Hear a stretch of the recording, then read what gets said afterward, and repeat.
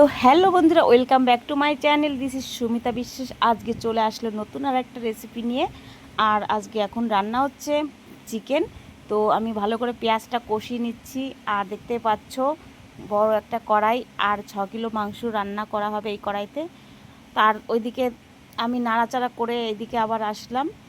এখানে দেখতে পাচ্ছ অনেক আটা, কিন্তু প্রায় 10-12 জন খাওয়া দাওয়া করবে। তো সবাই কিন্তু রুটি খাবে আর মাংস, তার জন্য আমি আটাটাও মেখে নিচ্ছি। তো ভালো করে দেখো, মাখা কমপ্লিট হয়ে গেলে তারপরে কিন্তু আবার রান্নার ওখানে যাব। তো আমরা 3 জনে রান্না করছি। তো ওই দিদিটাকে আমি নাড়তে দিয়ে এসেছি, আর তারপরে দেখো আর আটাটাও ছেনে নিচ্ছি। তো তোমাদের ভিডিওটা পুরো ভালো লাগবে আশা করছি, কেউ স্কিপ করবে না। আমাদের বাড়ির সাইডে কিন্তু এই দিদির বাড়িতেই আমরা সবাই মিলে এখন পিকনিকের মতন করছি। আর ওইদিকে দিদিকে বলছি দেখাতে। তো দেখো দিদি ওইদিকে রান্না করছে। তো দিদি এখন অফ ক্যামেরায় আছে। আর এদিকে মাংসটা তোমাদেরকে দেখাচ্ছি, ধোয়া কমপ্লিট হয়ে গেছে, আলুটা ভাজা হচ্ছে এখন, মশলাটাও করা কমপ্লিট।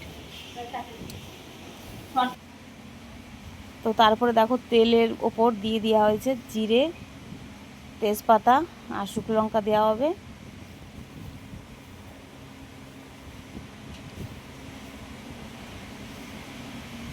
আর এদিকে পেঁয়াজ কুচিগুলো দেওয়া হয়ে গেছে, আর একটু তেল দিতে বললাম। তো তারপরে দেখো পেঁয়াজটা ভাজা হবে এখন লাল লাল করে।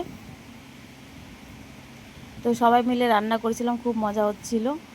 তো তারপরে আমি আবার একটু নাড়াচাড়া করলাম। আমার আটা মাখা কমপ্লিট হয়ে গেছে এদিকে। আর এদিকে আমি আবার চলে আসলাম।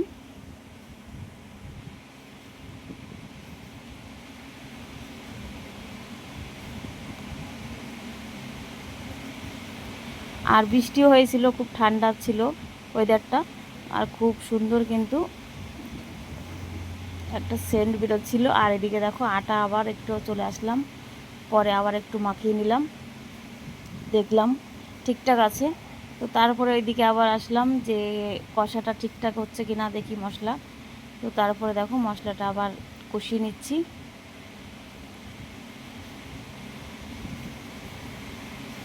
আর একটা সুন্দর সেন্ট বেরোচ্ছিল। আর একটু পরিমাণ মতো তেল লাগবে। তো তারপরে কিন্তু নাড়াচাড়া করে একটু পরেই মাংসটা দিয়ে দেওয়া হবে। তো এইভাবে নাড়াচাড়া করে নিচ্ছি প্রায় 10 থেকে 15 মিনিট, কিন্তু কষিয়ে নিতে হবে।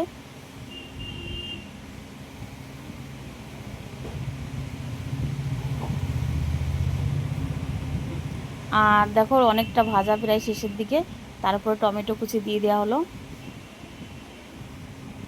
কালারটা দেখো কি সুন্দর এসছে। আর এদিকে দিদি মাংসটা উঁচু করতে খুব কষ্ট হচ্ছিল, বলছে অনেক ভার। তো তারপরে দেখো ঢেলে দেওয়া হলো, কষানো হয়ে গেছে মশলা এদিকে। তো এখানে 6 কিলোর বেশি মাংস আছে।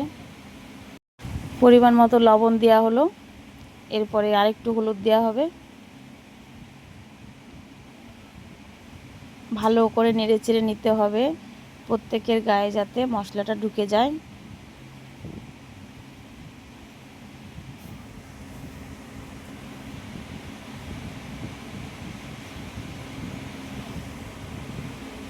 তো এইভাবে আধ ঘন্টার বেশি সময় কষিয়ে নিয়েছি।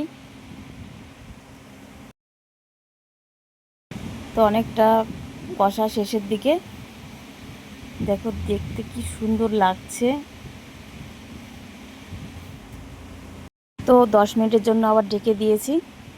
তারপর ঢাকনা খুলে এখন আলুটা দিয়ে দিয়েছি। আর অনেকটা জল ছেড়েছে, দেখতে পাচ্ছ কতটা জল ছেড়েছে। তো এই জলেই আলুটা কিন্তু কষা হয়ে যাবে, সেদ্ধ হয়ে যাবে। আর দেখো জলটা শুকিয়ে গেছে কতটা সুন্দর। তো তেল ছেড়ে দিয়েছে, এখন আলুটাও সুন্দর কষে গেছে, অনেকটা নরম হয়ে গেছে। তো আর 5 মিনিট পরেই জল দিয়ে দেব। তো জল দিয়ে দিয়েছি, দেখো কতটা সুন্দর হয়েছে। তো তারপরে কিন্তু 10 মিনিট জ্বালিয়ে তারপরে গরম মশলা দিয়ে নামিয়ে নিলেই রেডি। তো রান্না আমার কমপ্লিট, এখন আমি নামিয়ে নেব।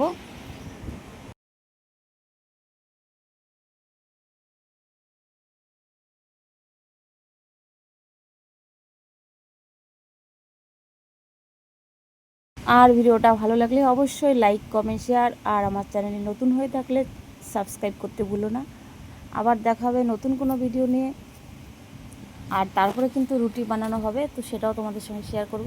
তো ফাইনাল লুক দেখতে পাচ্ছ নামানোর পর কতটা সুন্দর হয়েছে কালার। আর এদিকে রুটি হচ্ছে, দেখো রুটিগুলো খুব সুন্দর কিন্তু ফুলেছে। তো আমি রুটি ভাজছিলাম, দেখো কত সুন্দর করে ফুলিয়েছি। তো এইভাবে কিন্তু অনেকগুলো রুটি বানিয়েছি। তো ভিডিওটা ভালো লাগলে লাইক করতে ভুলো না। টাটা।